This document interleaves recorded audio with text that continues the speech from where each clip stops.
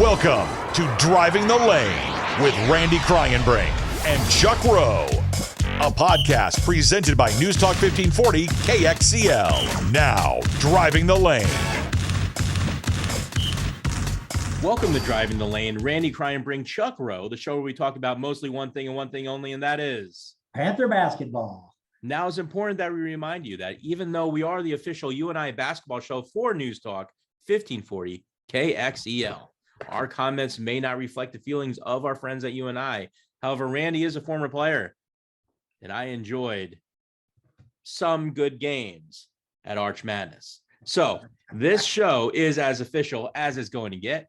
We want to let you know that portions of the show can be heard on KXEL, though, with the entire show found on their website. And as always, we have a great show for you this week. Former players and current UNI coaching staff, Seth, Tuttle, Marc, Sonnen are going to be joining us. We have the Midwest Studies Group Nonprofit of the Week. And then we're going to finish off with the Financial Architects Quote of the Week. Let's get started. Randy, joining us today, coaching staff members, drum roll, please. Gosh, they get shorter. They get shorter as time goes on, but you guys are well loved. Hey, we're going to have to replay that when their eyes just went like, what? Seth, Tuttle, Marc, Sonnen, thanks for joining us today, guys. Thanks for having us. Yeah, thanks for having us on. Both of you guys have had great careers at UNI. Seth, when you left, you had the chance to play summer league with the Miami Heat. If you could tell us a little bit, what was that phone call like when you got, was it like that excitement that went behind that phone call? And then what about that experience that you went through? Yeah, I mean, I obviously on draft night, I was hoping to get picked up in the second round or whatever. Didn't happen. So my agent called me and said, that's all right. We'll get a summer league deal. Like we'll figure out what's best. And so I knew the summer league was coming. So it wasn't as exciting. Like he had already mentioned to me and told me that it was going to happen. So we were kind of just in negotiations with what team was going to have the most playing time, I guess, available for a guy at my position. And so my agent called me that night and said, the Heat, that's going to be the go. That's where we want to go. You're going to get the most playing time. He knew the staff. He knew who was going to be on the team already, stuff like that. And then it was go time. And, it was a lot of fun. I got a couple of weeks to kind of get in shape and kind of get ready to roll. I went down to Florida and did some training and then off to summer league. And, it was nerve wracking, obviously, right? You're going into the Miami Heat facilities and some of their guys are there working out. I got to play with some of the guys like Whiteside and Dragic's younger brother. And I'm drawing a blank right now with that point guard from UConn. Marc, help me out here. Napier. Yeah. Napier was our point guard on the team. So that was fun, right? To get to play with those guys. We played with those guys in the first tournament in Orlando, and then we went to Vegas. They bowed out, and it was just kind of our other group that was trying to make the team. So it was fun. It was an experience, and a lot of memories, I guess, that the minute you said that, some memories popped up into my mind. So yeah, it was fun. It was a great experience for me for sure. So question kind of off the top of my head here along those lines for both of you. So I remember when I came out of small town, Paulina, Iowa, population 1,000, I came to UNI as a freshman, and I've really never told anybody this, but this will be the first time it's ever been public. But I kind of realized that I wasn't quite as good as I thought I was. And so I imagine when you went to the Miami Heat, you went to that next level of the next level, right? And so kind of maybe that experience when you guys left your high school team where you were the superstar and their world revolved around you, and now you came to UNI. How did that work out for you guys? What was the change there? Go ahead, Marco. You can go first. I would say definitely it was, I was fortunate enough to have a high school coach that has sent, prior to me, 3 other guys here. So I think the biggest advice he gave me was I better really, really work on my game or I will not play. And at first I was kind of like, Coach, I'm a pretty good player. But he was honest with me, and I think that was the best thing that ever happened. Was a high school coach that was honest and said, hey, if you don't really put the work in and you don't become a better shooter, you're not going to play. And so it still was a shock when I got here. But I came in with a team that had just went to the NCAA tournament, and I think I had older guys that really took me under their wing, kind of showed me how to do things, and I kind of bought into it too. But it definitely was eye-opening. Our first open gym when I was like man, I used to be able to do stuff that was pretty easy, and it's a lot harder now. Yeah, that's kind of how how it works in life in general, right? You kind of work your way up the totem pole, and then the next step you have to start again, right? And mine started my freshman year of high school. I had never played AAU, and I was in Sheffield. I was the biggest, tallest, believe it or not, probably the fastest kid in town, and everything kind of came natural and easy just because of that reason, right? I was a little more gifted with size and strength and stuff, and I went and got a workout with a Barnstormers team that I played on, the AU team. And at that point, that's my first real vision, I guess, of what other kids in the state are doing, right? Not just my local small couple of towns in my area, right? And I got in there and I got my butt handed to me, like the normal shots where I can just kind of catch it, turn and score at the rim because everybody else is below my shoulders. That didn't happen anymore, right? I got my first 2 shots sent to about the 8 row. And then I remember the conversation with my dad on the way home in the vehicle. He's like, all right, here's the deal, son. We'll fund this for you. We want this for you, but you're going to have to want this as well. Right. Like we're not going to pay this much money because, that it is a financial, like an agreement, I guess. Like it's a deal, right? Like it's not cheap. It's not free. Right. And so to be able to do this, he's like, hey, I'll do this, but you're going to have to put your work in, put the time in and become a player, because if you're going to come here and just kind of get your butt kicked and not play and not really take this seriously, then it's not worth it.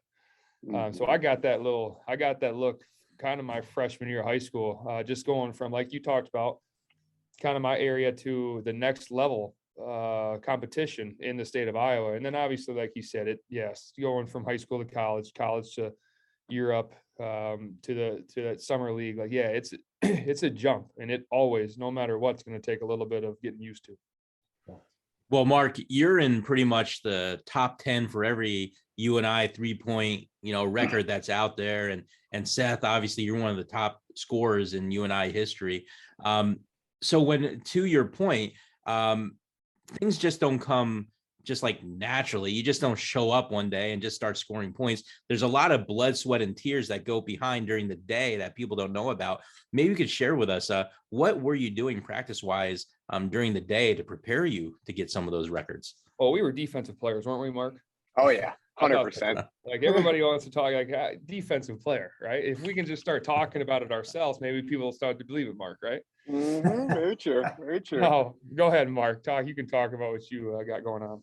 So I would say coming in freshman year, Ali was a guy that kind of took me under his arms and kind of showed me what he did. And I think the one thing I learned about what I went through as a player to become kind of the shooter I became is it's not that you take somebody's and you do exactly what they did to become good. I think it's taking little things from everybody and kind of figuring out how you can form it into your own workout plan or your own routine. So about junior year, I would say that's when things changed a lot for me. And a lot of it was hard talks with Coach Jake on him kind of telling me and kind of explaining to me how important it was to truly put in work. And I thought before that, I thought I was truly putting in the work. But it wasn't until I was coming in about 5 a.m., every single day, shooting 500 to 1,000 shots on the gun. And at first it sucked. There's days I'd wake up and I didn't want to go in. And I had to make that decision that every day I had to come in and do it. And I didn't see it pay off the first year. It wasn't truly until probably my senior year that I truly seen the results. And there was times that I was like, why the heck am I keep waking up at 5 a.m. every day if I'm not seeing the results? And that's where I see, I talk to some of our players, is you're not going to see it right away, but you have to have faith in it and you have to believe in the work that you're doing. And I think that was something that helped me get through it. I saw a little bit of success, but until I really saw the success, I just kept working at it and kept working and kept putting the time in. And finally it paid off, but it wasn't something that you've seen the success right away and you've seen all your hard work pay off, but it was something that you have to be consistent with. I think a lot of the players, when I talk to them, and not just our players, any player in general, is I ask them, when do you come in and shoot? And usually they tell me, after a bad game or after a game I didn't shoot well. And I think that's hard to be a good shooter or a good player if you're only going in and doing stuff when you have kind of a failure or not doing well. But I think being consistent and doing it every day and forming a routine is what truly helped me kind of become the shooter and the player I became. Yeah, I mean, it's something that Marc hit it on the nose.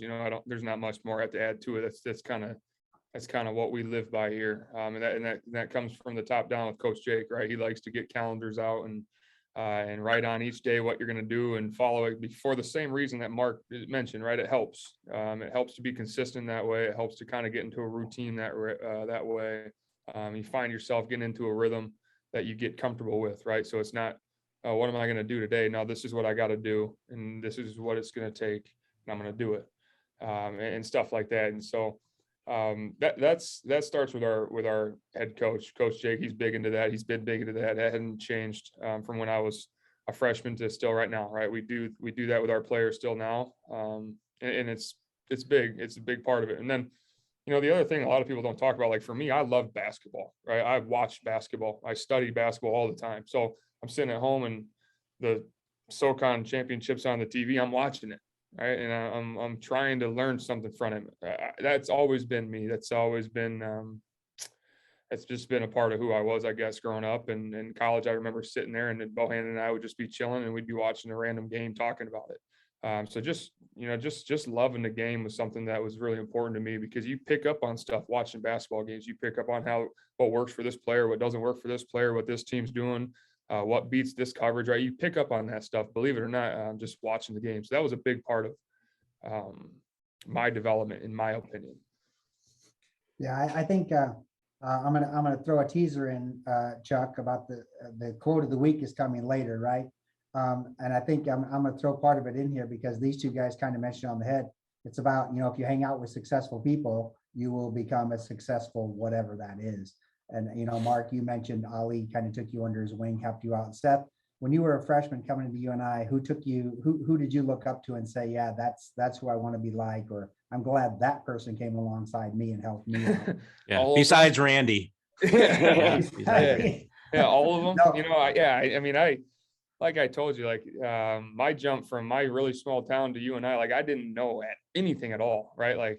I just didn't know anything. So I learned stuff from Johnny Moran that year, right? Not working with him in every individual workout, but the toughness, the leadership, this is what you have to do, even though your body is saying, I don't really want to do it, right? Marc led in that category. And then for the bigs, we're working with Jake Cook, Austin Peel, Tyler Lang, I got my butt kicked every day. And I needed it. And then you learn a lot from those guys, right? And it helps. And that's just how it works, right? So by the time I was a little bit older, I'm hoping that I was able to pass it on to Bennett Cook, and then Bennett Cook passed it on to whoever it was, like Fife, right? And that's just kind of how it works. And that started a long time ago with the culture, I guess, that Coach Jake wanted to build, and it's just been part of it. So really, it's any player in the system is trying to teach the younger kids so that they can continue to carry it on, and we can keep having success the way we want to have it.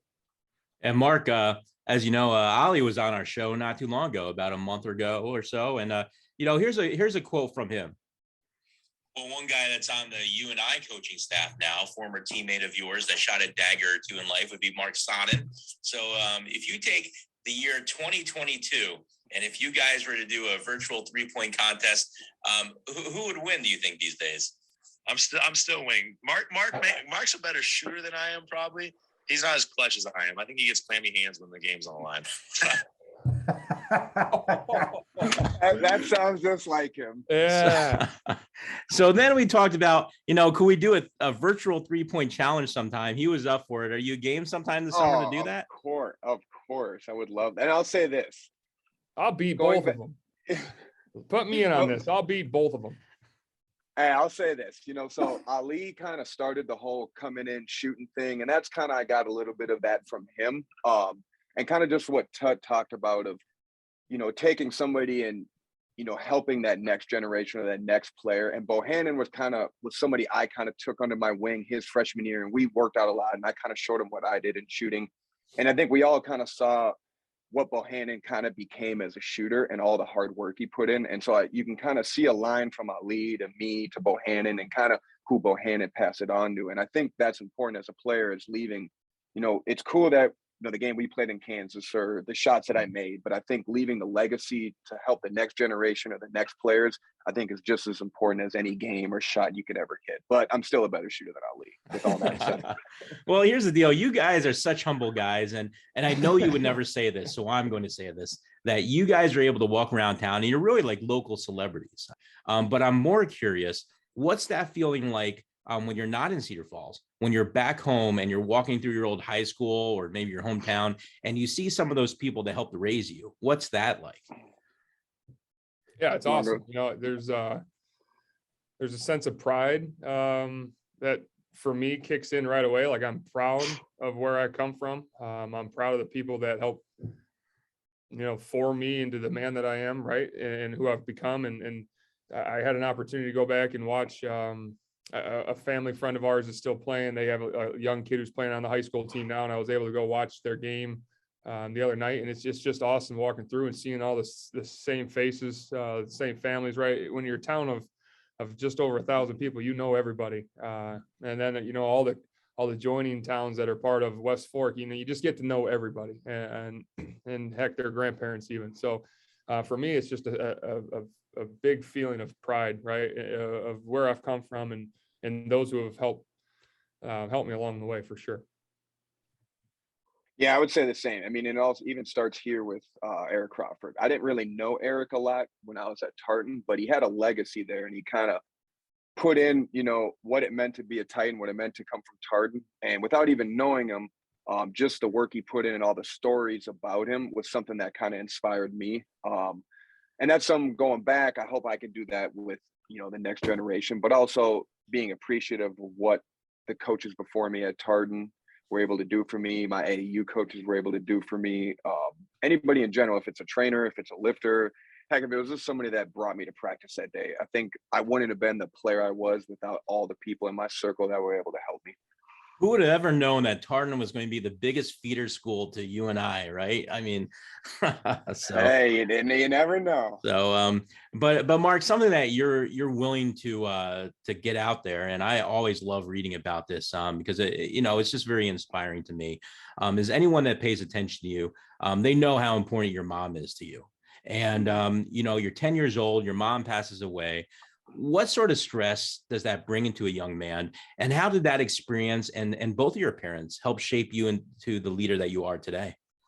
I would say at that age, sometimes in my personal experience, I didn't really understand what was happening. So like you say, my dad's told me my mom's sick or there's cancer. And I think at that age, I didn't understand what that meant. My sister was 3-4 years older. I think it hit her a lot harder. It was something that hit me, I would say, later on, as I matured and got older, what it showed me, you know, I would say the biggest example it showed me through toughness. I think I grew up thinking toughness was big, strong man. And I think my mom showed me a different side of toughness, more of the mental side. You know, she was going through chemo, hair was all gone. She'd show up to some of my games in the inner city, bald. People are staring at her and like, you know, what's wrong with her? And it's not that it's their fault or anything like that.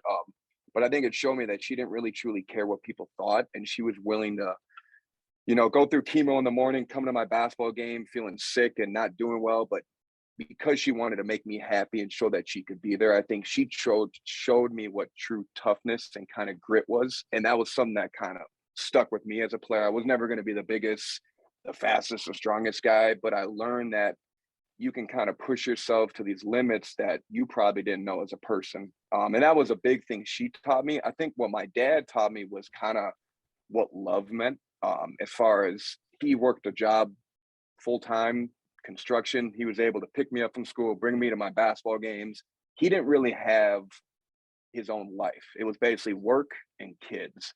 And I think he showed me that when you love something, you're willing to give some things up and sacrifice some things. And he sacrificed a lot of his life in order to make sure that me and my sister were able to play sports, were able to go to school, were able to travel. And I think that showed me a lot of what love truly means is sacrifice for the person that you love and the people that you love. So I think my mom and dad kind of showed me two different sides that kind of are within me now, the love and the kind of the strength and toughness part. And it's weird because I think before any of that happened, I would have told you love came from my mom and toughness came from my dad, but it showed me that it can come from any person you are surrounded with or around in your life. So Seth, I'm going to put you on the spot. You think of Marc becoming a senior and now it's his turn to be the leader on the team. Could you think of a story or an example of how you saw that sort of leadership during his senior year? I mean, yeah. I just get to campus and we're going through some lifting stuff, and this might not even be a story that you really wanted me to tell, but it was something that the minute you said that, it was the first thing that came to my mind. So it meant something to me then, right? I'm soaking wet, like almost 200 pounds, not strong at all. We go through the summer lifting sessions. I can't feel my body. We went from a lift that day up to play pickup, and I couldn't run up and down the floor. Like my body was done. It was toast. And this is not me exaggerating. I physically could hardly run up the floor. And this was like, maybe I'm telling you, a week into since when I got here, right? Like the first week or so. And Marc is behind me, pushing me up the floor, physically pushing me up the floor just to get me on the other end of the floor so I can play defense, or pushing me the other end so I can play offense. And so like when you're talking about leadership and not leaving people behind and being a team and a guy that cares about others, Marc led the way. He's one of the top 3 that I've ever played with in that area. Like there's not a doubt in my mind, right? Like Marc would do anything for any of his teammates, anything for anybody that's in his circle, right? And I think some of that came from the story he just shared with his dad, right? He loves his teammates, he loves the Panthers, and he would do anything for us. And I caught that from the first week I got here, with him helping me get my butt up on the other. It's something as simple as getting me to the other end of the floor, right? 90 feet away. I couldn't get there. I was struggling getting there. He was going to make sure I got there.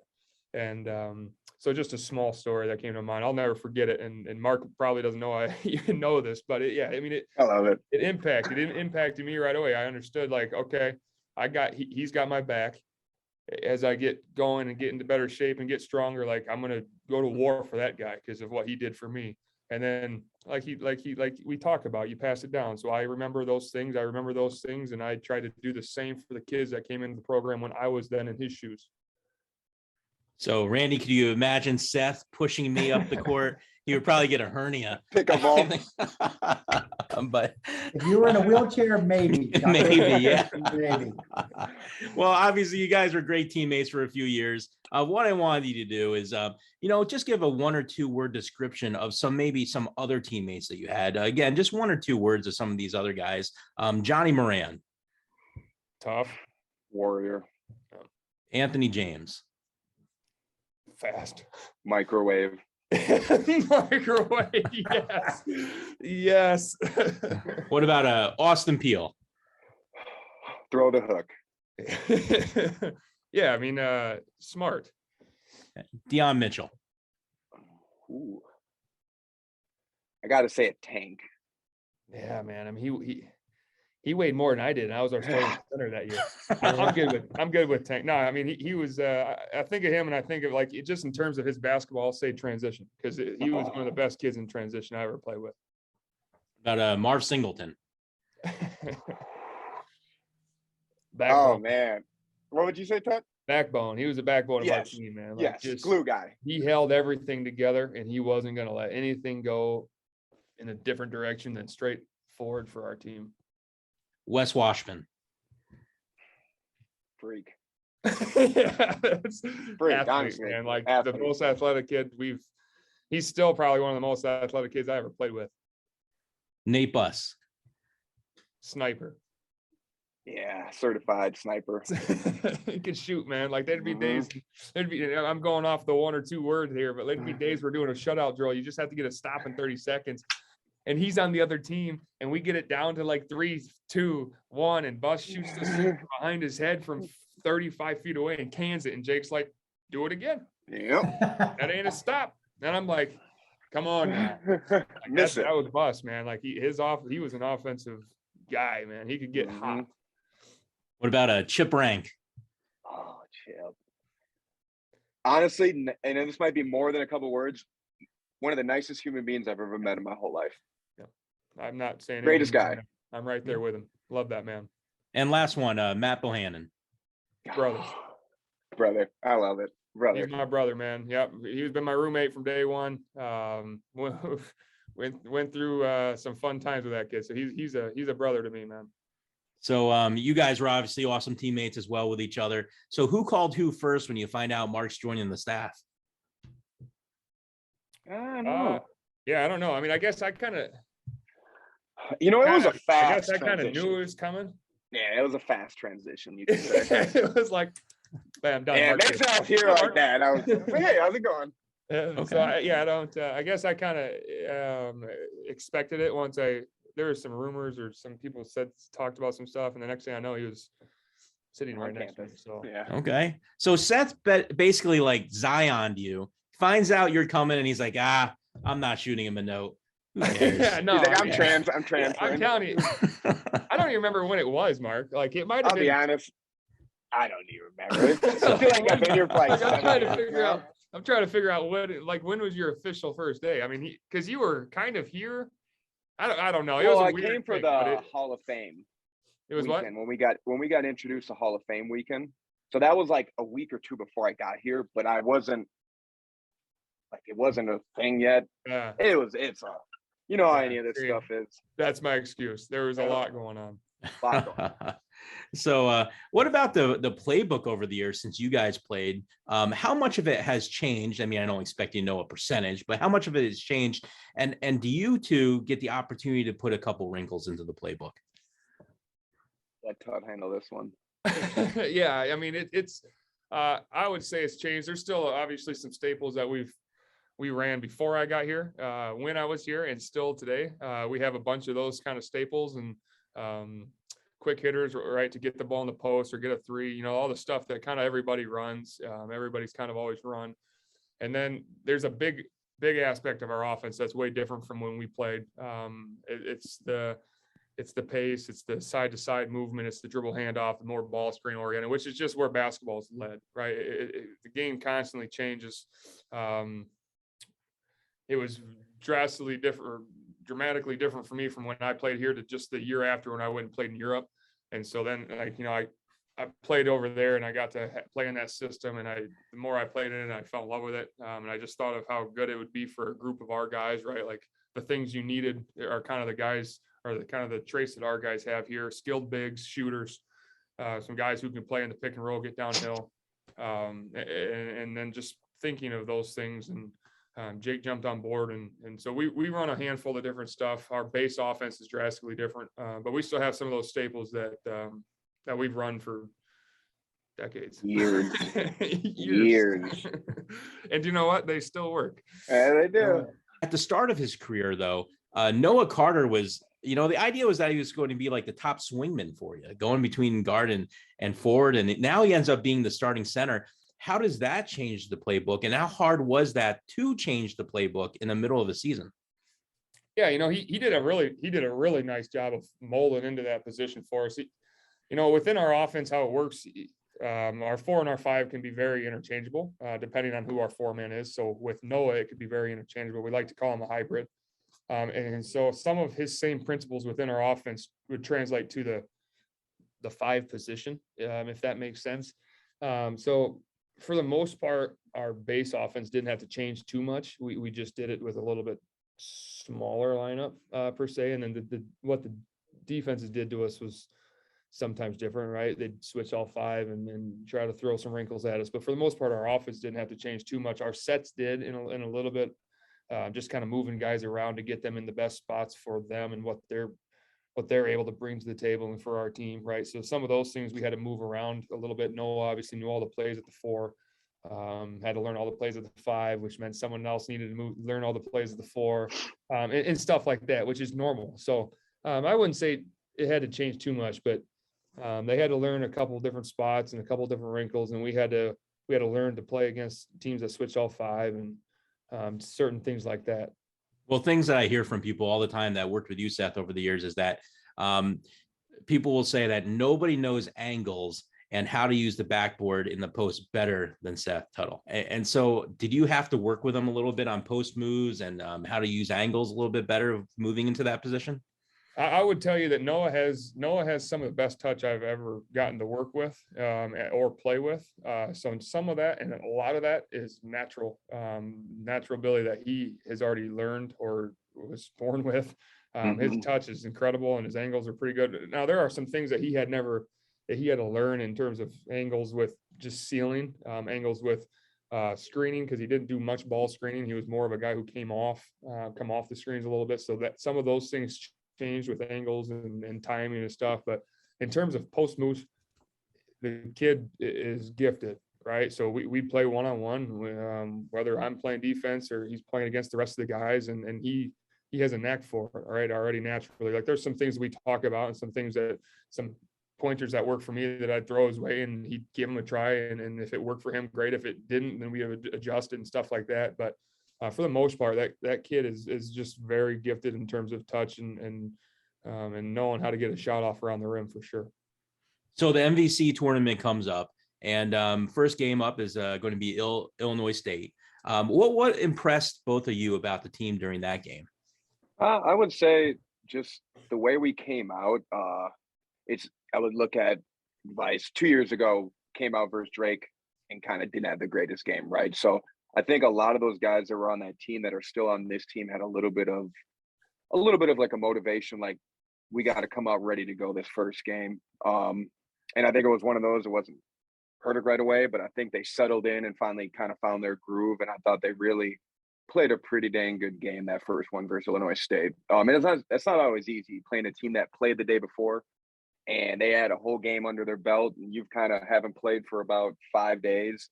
Even though you might have practiced, you've been sitting in a hotel sometimes for a couple days. And that's hard as a player to kind of get yourself ramped up to play. But I thought our guys did a pretty good job that first game, not only having the motivation, but ready to play. Yeah, that motivation is a big part of it, right? A couple of years ago, what Marc's talking about, we go and have a big win at Drake, and then we have to bounce back. Kind of unfortunate, we had to play Drake again in the opening round as a 1 seed. Same thing, we had a huge win to end the regular season, and being able to kind of turn our focus from, okay, the regular season's done, we got to get moved on to post like our Valley tournament, and they did a really nice job of transitioning their minds and getting ready to play a basketball game that's and not thinking that they're just going to cakewalk them because we just won the regular season, right? Like that does happen. That happens a ton. So our guys did a really nice job of kind of getting their minds turned and twisted and thinking about the next game, which was Illinois State. So then later on, and we're going to get here eventually, is we end up playing Loyola, and the physical play, it just made it tough to get some good spacing for shots. And then you have, Noah, it's hard to do his thing in the post. And again, just because the refs just didn't seem to be calling anything, perhaps tell us more about this and why it's tough to get the offense going when there is that physical play like that. Yeah, there's a couple of things. They do a really nice job of being handsy and physical on cutters, on drivers, on screening, in the basketball game. That's just who they are and how they play, right? And they do a nice job of doing it and not fouling or getting fouls called, right? We knew this going in. We knew this from the first time we played them, right? That's just who they are. We knew it from the game they played against Bradley, right? They're a good defensive, hard-nosed, physical basketball team. And so we knew there was going to be some challenges. And then they come out and they do some things that already kind of give us a little bit of fits and can slow us down in terms of what our offense is able to do and who we have and where we can find advantages. And yeah, they did a really nice job of making things hard for AJ and a really nice job of making things really hard for Noah. And it started with them being able to switch all 5. We couldn't get 2 to the ball and stuff like that. And they just did a really nice job of making it hard. And then at the beginning of the game, we missed three layups at the rim that we had been making. We missed a couple open threes in a stretch. And in the second half, there's a stretch we're getting back in the game. We missed 2 open threes and we have 2 silly turnovers that are very uncharacteristic for our group. And we just couldn't get out of a funk, right? They got us in the funk early and our guys battled to get out of the funk and we just couldn't do it. Right. And a lot of the credit, most of the credit is just going to go to Loyola being really physical, having a great game plan and their boys executing it really well. And Marc, you're, just like Seth, you're an emotional guy when you're on the court. And there were some, I know you're not going to make excuses. You lose, and I know you're good about that. But there were some calls that maybe should have been made that weren't. As a coach, how hard is it not to want to just jump up and down and say something and yell at the ref? Oh, it is. That's one of the hardest things I think I've learned this year. Because it's very close. Sometimes I've had like, ref, why aren't you calling these calls? But I think I think the one thing I learned is if a ref has 15 players yelling at him, 5 coaches, the head coach, and all the fans, it's probably not going to help you. And so I think sometimes letting, the head coach, Coach Jake, kind of do the one that's talking to the refs, it makes it a little bit easier, and you probably get better calls later on in the game. And so that's something I've had to learn to just kind of live with it. And you have to kind of just work through it. I think that's a good thing for our players to understand is you're not going to get games called that are perfect. Life's not perfect. And so you're going to have to learn to kind of play through it, get through it, because sometimes in life things are going to happen and you can't just say, oh, this isn't fair. And so I think sometimes it helps when maybe reffing isn't great and learning how to get through that and learning how to adjust how you play or how to play a little bit differently to kind of match how the refs are calling the game. Well, you guys are really calm and cool during that whole game. It was very noticeable. I don't know if you're doing like hot yoga during halftime to help. That's DJ. But you guys always show a lot of class on the court. And so one of the things Jake's really famous for saying is make sure you don't get too high, make sure you don't get too low. What was the bus ride like on the way home? Yeah, it was a lot more quiet than it would have been if we were bringing a trophy and some nets home, right? And as expected, right? Some of the guys were really sad, right? There's a handful of us that go into those games. Most of us go into that game thinking we're going to win, right? That's what competitors do. And so when it doesn't go your way, and when you're going in there anticipating having a good game, and then you don't have one of those games that you're kind of hoping for, or it doesn't go your way, or you don't get the foul this way, or you miss an easy bunny that like here or there, like you're thinking about those things, right? And so it was quiet. It was a little less upbeat and I get it, right, as it should be, I guess, in a roundabout way. I played down there for 4 years, and I came home quiet 3 times, and I came home really loud and excited 1 year, right? So I think that's a pretty normal thing. The guys were pretty, I don't want to say disappointed, but upset with just how the game went in general, right? Like even if we lost, we felt like we had more in the tank to kind of battle them a little bit. We just didn't have our day. When you mention what the bus ride is like, how do you help motivate the players to move on from that situation? And what would you like to see the team improve upon as you get ready for the NIT?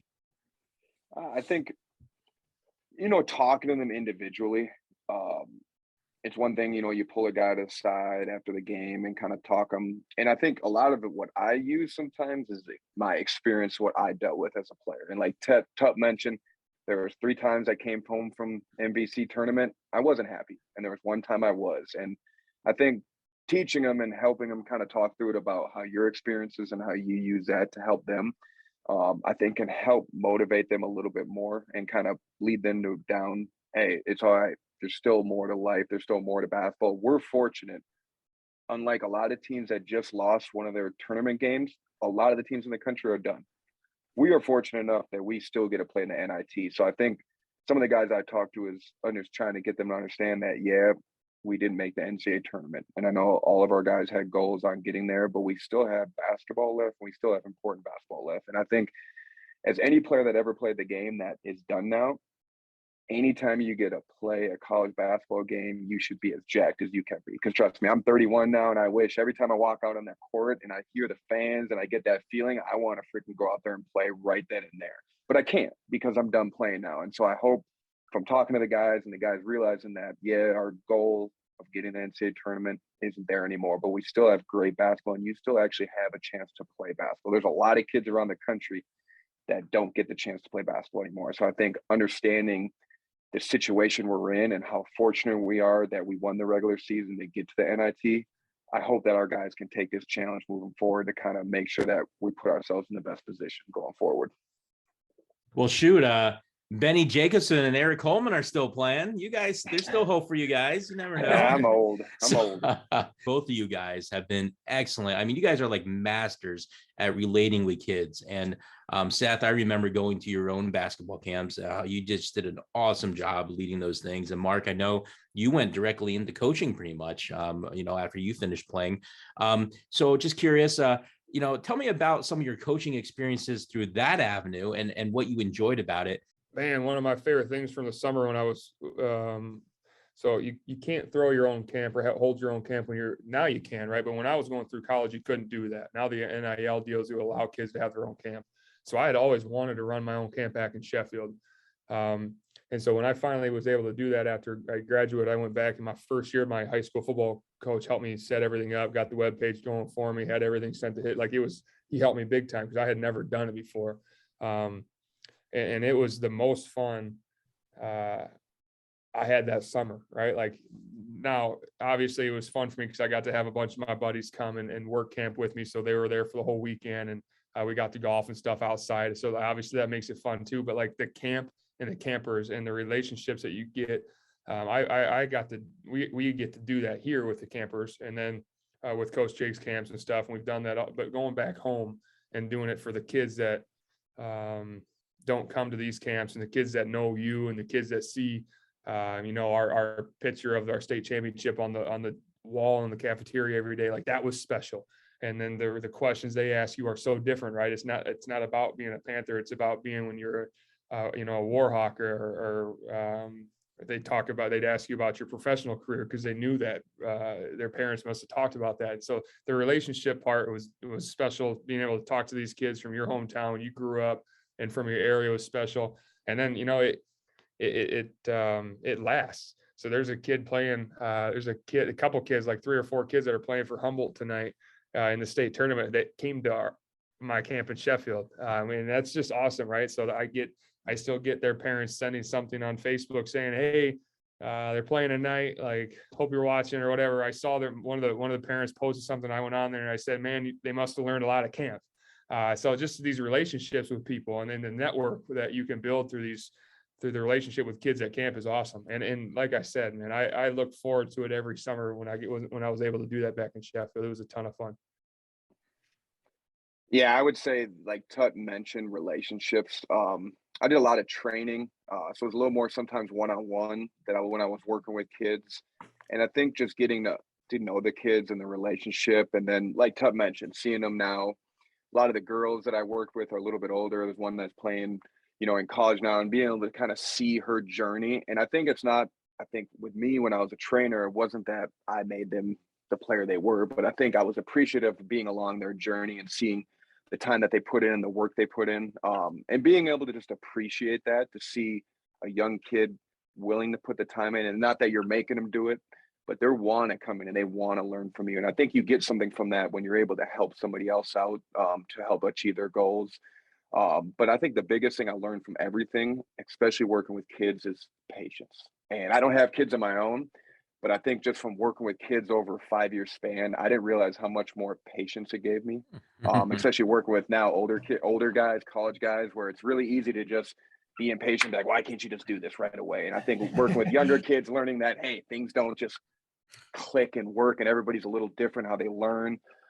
So I think that was the biggest thing from when I trained some kids out in Germany when I was out there, and they didn't really understand English and I didn't understand German. And we had to learn how to kind of communicate and work through stuff. And I had to be patient, because if I wasn't, they were probably going to get frustrated, and I was going to get frustrated, and nobody was going to do anything. So the patience is what helped me a lot into what I'm in now, especially with video and film. If you're not patient, it's going to be a hard life. So I appreciate all the kids that work with what they gave me. I think sometimes they all think that I gave them all this stuff, but at the end of the day, they gave me just as much as I gave them. Well, talking about patience, I think one of the things Randy would ask right now if he was here is, what's your golf game like these days? So when we play this summer, we always talk about every summer, Seth, and we never do it. This is going to be the year. What's your handicap looking like? How's your golf game looking like, Marc and Seth? Yeah, I'll be pushing high 70s probably. Stretch it out real quick. Pushing high 70s probably a bunch this year. Yeah, I feel like it might be the summer. Well, I'll say this: if we're going putt-putting, I'm the king. So like that, I don't even have handicap on putt-putting. If it's regular golf, I don't even know what my handicap would be, but it'd be out of this world because I am a terrible golfer. But I go and I enjoy it, and that's all that matters, having some fun and patience. Well, perfect. It'll be a great matchup then for us. So Anyways, before I let you go, any final words for Panther fans? Okay. Yeah, let's keep this thing rolling. Still got a championship to win. Not the one we wanted, but one we should be dang proud of. Yeah, I would say just fans keep supporting these guys, and you don't know how far they can push this thing in this NIT. So I think keep having their back, keep supporting them, and let's see this thing all the way through to Madison Square Gardens. Well, as everyone knows, Randy and I have a big heart for nonprofits in the area. Joining us today for the Midwest Studies Group Nonprofit of the Week, drum roll, please, Randy. There you go, Rebecca McCarty from the Boys and Girls Clubs of the Cedar Valley. Thanks for joining us today. No problem. Thanks for having me, Chuck. I could promise you probably have never had a drum roll quite like that before. Not quite. So Randy and I, we have a pretty good idea of what the club does, but for our listeners, could you share a little bit about what the Boys Girls Club does in our area? Absolutely. So Boys and Girls Clubs of the Cedar Valley is a nonprofit organization. We provide after school and summer programs for youth. So we're open after school between 3 and 7 p.m. And when schools are closed for the whole day or during the summer, we're open from 8:30 a.m. to 6 p.m. So we offer those gaps for kids to have programming, nutritionally sound meals and snacks, and exercise. With about 75% of our club members being from underprivileged circumstances, our main purpose is to make sure that they have like a safe, structured, educational and recreational focused space that helps them achieve academic success, earning their high school diploma, bettering their quality of life. And we want them to develop the skills and attitudes to thrive and grow in the Cedar Valley or seek a post-secondary education. Yeah. So that's awesome. So a quick little follow-up. So let us know maybe how many kids you serve in the Cedar Valley area. And then maybe what does it cost? Obviously you're not for profit. So if anybody can support you, what's it cost to maybe send one child through for 1 year? Absolutely. So last year throughout the school year, we served 640 youth. And that's not counting the summer program. With the summer program, we don't count the numbers, so it's more. The year before that, we did count the summer program, and it was 985. Wow.